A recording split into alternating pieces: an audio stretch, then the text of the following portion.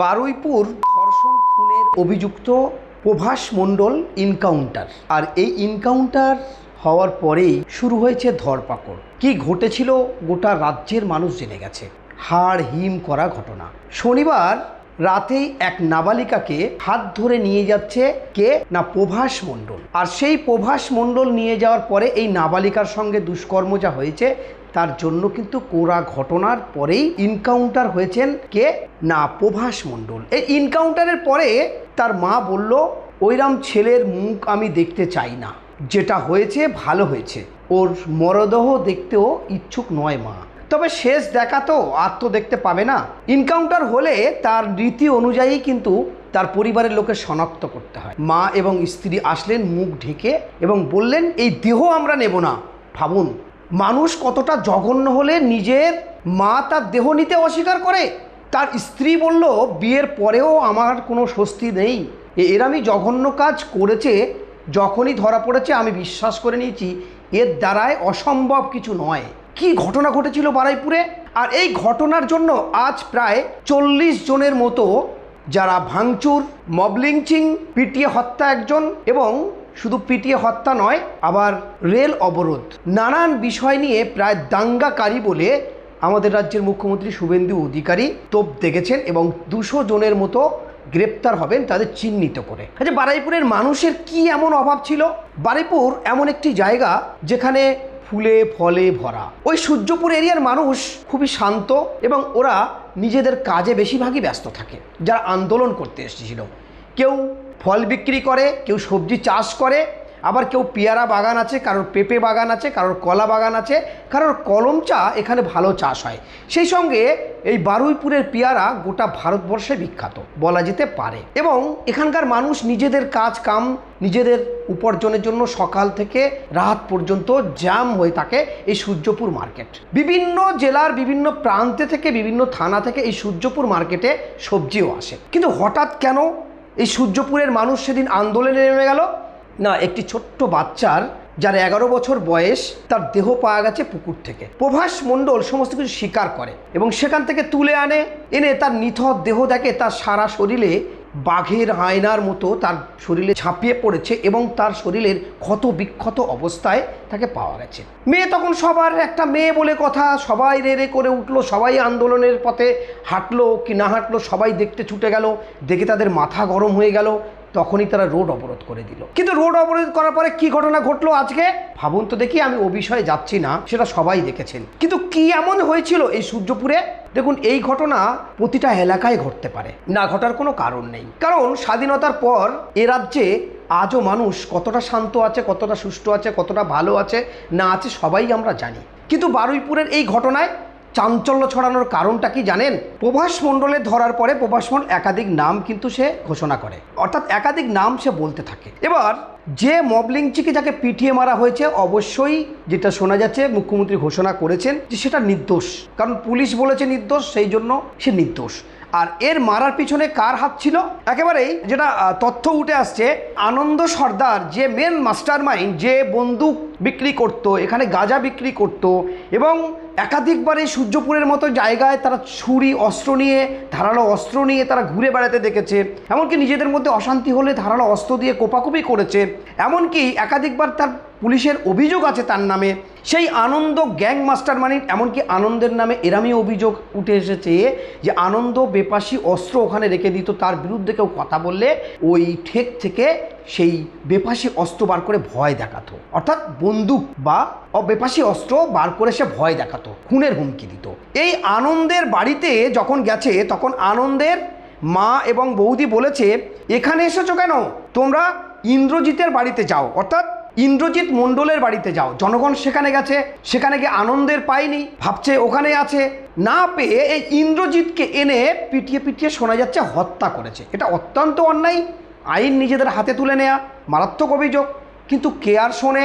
একটা ছোট্ট নাবালিকা, তাকে এভাবে নির্মমভাবে হত্যা করেছে। পোস্টমর্টম রিপোর্টে আপনারা শুনেছেন। কিন্তু এই ঘটনা একেবারে সমস্ত পাড়ায় পাড়ায় ঘটে যেতে পারে, কারণ প্রতিটি পাড়ায় মদের ঠেক আছে, গাঁজার ঠেক আছে, বদমাইশ মানুষ আছে, হিরোইন ব্যবসায়ী আছে, পাতা ব্যবসায়ী আছে। বিভিন্ন এলাকায় কিন্তু পাওয়া যাবে মদের ঠেক, গাঁজার ঠেক, তাস খেলার আড্ডা, হিরোইন ব্যবসায়ী, নারী দেখলে অকথ্য ভাষায় কথা বলা, এটা আকাশে জন্মায় না বা আকাশে তারা করে না, বিভিন্ন এলাকায় কিন্তু এগুলো দেখা যায়। আর এই সমস্ত মানুষ হয় ভয়ের কারণে আর নয় তাদের ক্ষতি হওয়ার কারণে এরা কিন্তু কিছু বলতে পারে না, অবলার মতো সহ্য করে। এখন কিন্তু সময় এসেছে প্রতিটি এলাকার মানুষের যে এই সমস্ত অসামাজিক কার্যকলাপ দেখলে লিখিতভাবে পুলিশকে জানানো, নাহলে এরা বিস্ফোরক হয়ে যাবে। যাওয়ার পরে কি হবে, আপনারা আন্দোলনে নামবেন আর আপনাদের পুলিশ এসে ধরে নিয়ে যাবে। হয়তো একটা নিথর দেহ চলে গেল, ছোট্ট বাচ্চা, তার এই খুঁচিয়ে খুঁচিয়ে হত্যা, সেই হত্যা মানবিকহীন হত্যা। মুসলমান সম্প্রদায়দের গোসল দেয় যিনি, মৃত্যুর পরে একটা মানুষকে 7 বার ধরে গোসল করাতে হয়, অর্থাৎ পরিষ্কার করতে হয়। তার দাদির মুখ থেকে তথ্য যেটা উঠে আসছে, পোস্টমর্টম রিপোর্টে কি বলবে, তার দাদি স্বচক্ষে যেটা গোসল দিয়ে দেখেছে যে শরীরের এমন কোনো জায়গা ছিল না তার কামড়ানোর দাগ নেই, এমনকি তার পার্সোনাল জায়গাতেও ক্ষত বিক্ষত করেছে কামড়ে কামড়ে, তার জিভকে কামড়েছে, তার ঠোঁটকে কামড়েছে, তার চোখকে উপড়ে নিয়েছে। বাচ্চাকে যেভাবে কষ্ট দিয়েছে, আমি নিজে বাচ্চাকে গোসল দিয়েছি, তো আমি দেখেছি হেড টু ফুট পুরো অঙ্গটা ওকে ক্ষত বিক্ষত করেছে।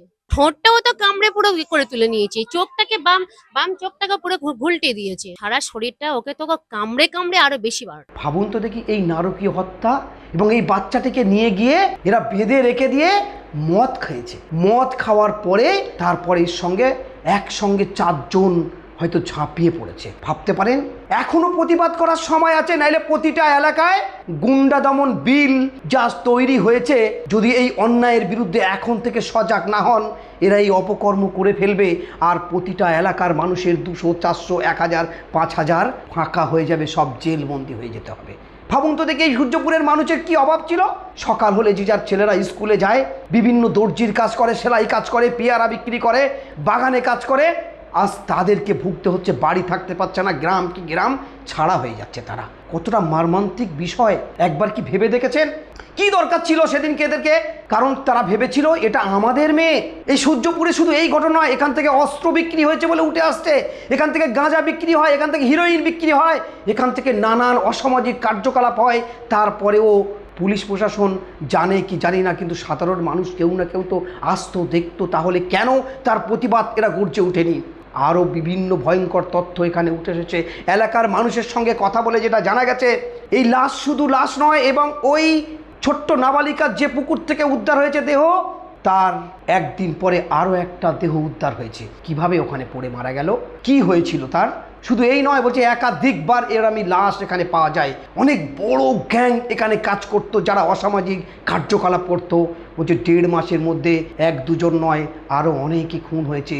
ভয়ে তারা মুখ খুলতে পারছে না। তো এখনও সমস্ত এলাকার মানুষ যেই অসামাজিক কার্যকলাপ করছে, সজাগ হওয়া দরকার, নইলে কিন্তু এই বিস্ফোরক আপনার ঘরে ঢুকে যাবে আর তার জন্য আপনারও জেল খাটতে হবে না, এর কোনো মানে নেই। বিভিন্ন তথ্য অনুযায়ী উঠে আসছে এই সূর্যপুরের এই আনন্দের গ্যাং, অর্থাৎ প্রভাস মণ্ডল, আরও যারা ধরা পড়েছে, এদের গ্যাং দ্বারা কি হতো জানেন?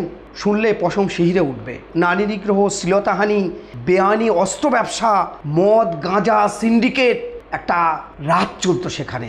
কিন্তু সাধারণ পথ চলতি মানুষ যারা খেটে খায় তারা এই ঝামেলায় যেত না। কিন্তু আজকে তারা একটা নাবালিকার ধর্ষণের কারণে তার পাশে গিয়ে দাঁড়ালো, কিন্তু নাবালিকার পরিবার তারা বিচার পাবে, খুশি যে প্রভাস মণ্ডল তাকে ইনকাউন্টার করা হয়েছে। তার প্রভাস মণ্ডলের মাও খুশি, প্রভাস মণ্ডলের স্ত্রীর খুশি, কিন্তু গোটা গ্রামবাসী আজ অস্বস্তিতে যে একটি নাবালক মেয়ের পাশে দাঁড়াতে গিয়ে আজ ঘর ছাড়া হতে হচ্ছে, আমাদের পুলিশের কাছে যে চলে যেতে হচ্ছে, পুলিশ তুলে নিয়ে যাচ্ছে, জেলে যেতে হচ্ছে। ওদিকে নাবালিকার বাবাও যথেষ্ট সন্তুষ্ট সরকারের এই কাজে, এবং একাধিক মানুষ, রাজ্যের বিভিন্ন মানুষ তারাও খুশি এই এনকাউন্টারে, এবং একাধিক মানবাধিকার সংগঠন, রাজনৈতিকবিদ তারাও বলছে এভাবে এনকাউন্টার কেন। বিভিন্ন প্রশ্ন, বাদ প্রতিবাদ অবশ্যই থাকবে, কিন্তু কি হলো, একটি নাবালিকা সে পৃথিবী ছেড়ে তার চলে যেতে হলো, এবং গোটা দেশের বদনাম হলো, মান সম্মান ইজ্জত গেল পশ্চিমবঙ্গের, রাস্তায় নেমে গেল মানুষ। এইরকম প্রভাস মণ্ডল এবং আনন্দ, এই সমস্ত ব্যক্তিদের জন্য এগুলো এলাকায় পোষা হয়েছিল। এরা আকাশে ছিল না, এরা মাটিতে ছিল, এদের নামে অভিযোগ ছিল। তারপরে এই ঘটনা ঘটলো, দায়ী কারা? এবং যদি প্রশাসন সেই রাতে অভিযোগ পাওয়ার পরে যেভাবে যদি তৎপর হয়ে আজ সেনাবাহিনী আমাদের পশ্চিমবঙ্গে রয়ে গেছে, যারা বিভিন্ন স্কুলে এখনো পর্যন্ত আছে এবং এই ভোটের পরে তারা কাজ করছে, তাদেরকে সঙ্গে নিয়ে পুলিশ যদি তৎপর হতো তাহলে হয়তো মেয়েটা বেঁচে যেত। যদি নাও বেঁচে যেত তাহলে এই প্রভাস মণ্ডলকে ধরে যেভাবে বলে দিচ্ছিল, সে যদি পরিষ্কার সেখানে রাতেই সেই দেহটি যদি তুলে নিয়ে পুলিশ চলে যেত, তাহলে কিন্তু আজ এই আন্দোলন হতো না, রেল অবরোধ হতো না, ইন্দ্রজিৎ পিটিয়ে হত্যা করতে হতো না, আর এত মানুষের আজকে জেলে যেতে হতো না। সত্যি দুষ্টু গরুর থেকে শূন্য গোয়াল অনেক ভালো। তাই এখনও প্রতিটা রাজ্যের মানুষের যে সমস্ত এলাকায় অসামাজিক কার্যকলাপ হচ্ছে, এখন থেকে যদি না সজাগ হন, এরম বিস্ফোরক হয়ে যেতে পারে।